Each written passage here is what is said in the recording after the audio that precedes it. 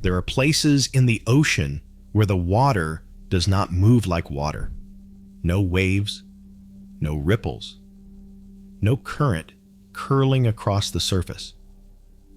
Just a smooth, glassy boundary on the seafloor, like a shoreline. But this is not the surface of the sea. It is a lake inside the ocean. And almost anything that enters it does not come back out. These are called brine pools. Underwater lakes made from water so loaded with salt and minerals that it becomes heavier than the ocean around it. So heavy it sinks, so dense it collects. And once it settles into a depression on the seafloor, it can stay there, separated like a different world trapped in a bowl. From a distance, they can look calm, even beautiful. Up close, they look wrong. Because at the edge of a brine pool, the ocean does not just change, it switches. One moment, you are in normal seawater. The next moment, you have crossed a thin, shimmering boundary into something that acts less like water and more like a chemical trap. Normal seawater is only about 3.5% salt. Brine pools can be many times saltier, sometimes nearing salt saturation, roughly in the range of 20 to 26%. That difference does not sound dramatic until you remember what salt does. It does not just change taste, it changes weight. And in the deep ocean, weight is everything. Because down there, the rules are not written by sunlight or warmth. They are written by pressure and chemistry, and what your body cannot survive without. And brine pools are built from the one thing most ocean animals cannot negotiate with: a world with little to no oxygen and chemicals that can turn a living creature into a silent, floating warning sign. Before we move on to exactly why and how these death traps exist, I am a small channel trying to reach 1,000 subscribers. If you want to help me out, please leave a like and subscribe so you never miss the next video. To understand why these lakes can be so lethal, you have to picture how they are made. Brine pools are not random puddles that happen to be salty. They are the end product of geology, quietly loading water with minerals until it becomes too heavy to behave normally. In some parts of the ocean, the rock beneath the seabed holds thick layers of ancient salt deposits, the kind left behind when old seas evaporated long before humans existed. Over time, seawater finds pathways down into those layers through cracks, porous rock, and slow seepage. As seawater dissolves salt and minerals, it becomes brine. The more it dissolves, the heavier it becomes until it stops wanting to float with the rest of the ocean, and it begins to sink through the seawater like cold syrup sliding down a plate. That brine does not need walls or a container, because the seafloor itself provides a natural bowl, basins and craters, places where dense water can gather and remain sheltered from mixing, especially when the surrounding water is comparatively lighter and reluctant to stir it up. This is why brine pools can be stable for long stretches of time, because they resist blending, and the boundary between them and normal seawater can remain surprisingly sharp, like a line drawn across the ocean with invisible ink. Explorers sometimes describe that boundary as a shimmer, and that is not poetic exaggeration, because when a camera's lights hit the interface, it can look like heat haze, a mirage, or a glassy surface, as if the ocean has suddenly grown a second skin.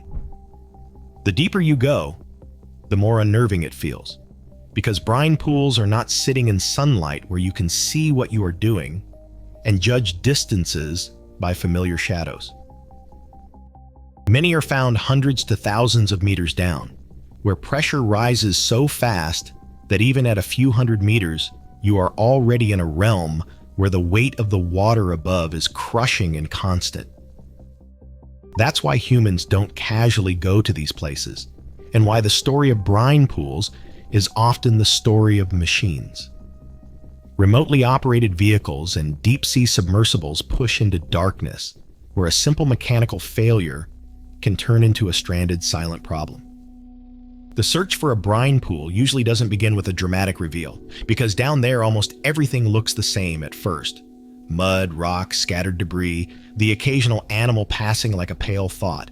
And then something appears that doesn't fit the seafloor's usual texture. A patch that looks too smooth, too reflective, too clean. Like the seabed has been flooded by a dark, motionless sheet that refuses to ripple. That's when the mind tries to label it with familiar words, because the alternative is admitting you are looking at something that should not be there. A lake, inside the ocean. But brine pools aren't just strange, they are borders. And the most unsettling part is what happens near the shoreline, because that is where the ocean turns into a negotiation between life and chemistry. Along the edges, you can find thick microbial mats, dense layers of bacteria and other microorganisms spreading across the seafloor like pale carpets. They feed on chemicals rising from the brine or seeping from the ground below. This is where the deep sea shows its most alien logic, because the base of this ecosystem isn't sunlight and plants. It is chemical energy, the kind that comes from substances many animals would treat as poison. Brine pools are often low in oxygen, sometimes close to oxygen-free, and they can contain chemicals like hydrogen sulfide and methane. In the wrong conditions, those chemicals are dangerous to most complex life. But to certain microbes, they are exactly what makes the place valuable. These microbes can use chemical reactions as their power source, turning the brine pool's harshness into fuel. Once microbes thrive, they create a foundation that draws in larger life, especially at the edges where conditions are barely survivable rather than instantly hostile. So the shoreline becomes crowded in a quiet way. Not like a coral reef bursting with color, but like a tense border town where everything alive seems to understand where the line is and nothing crosses it casually. Because the brine pool itself is where the rules change, and the change can be fast enough to make the phrase underwater drowning feel less like a metaphor and more like a warning. People say anything that enters a brine pool dies within seconds. While the exact timing depends on the animal and the pool's chemistry, the reason behind the reputation is straightforward and brutal. Inside the brine, oxygen may be absent or extremely low, and the chemical mixture can be toxic. Gills, for example, are built to pull oxygen out of water. But if oxygen is not there, or if the environment overwhelms the animal with toxic chemistry, breathing stops being a solvable problem and becomes a countdown. Then there is the physical shock of crossing into much denser water, because density does not just affect buoyancy in a textbook way. It can alter how an animal moves, how it stabilizes itself, and how easily it can correct a mistake once it has slipped across the boundary. If you are drifting close to the seafloor in darkness, following a slope or chasing a faint movement, you can cross the shimmer without realizing the water has changed. Suddenly your body is in a layer that feels wrong, heavier, harsher, and less forgiving. It's not a predator that catches you, and it's not a visible trap that snaps shut. It is an environment that quietly removes the conditions your body depends on, and it does it without drama, without noise, without mercy. This is why brine pools can feel like crime scenes, not because they are sensational, but because they can keep the evidence.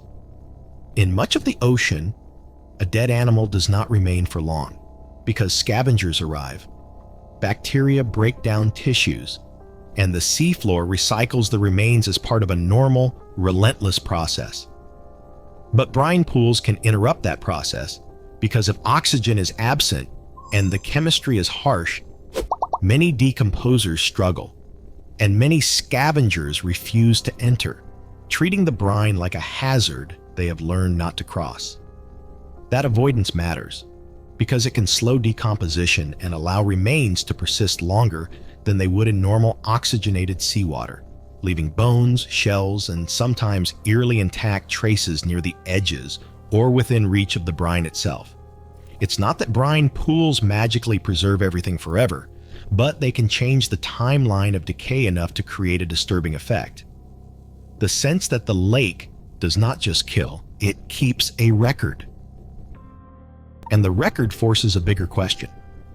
Once you accept that this exists, this lethal lake inside the ocean, you also have to accept that the deep sea is not one environment, but many layered environments stacked together, each with its own rules.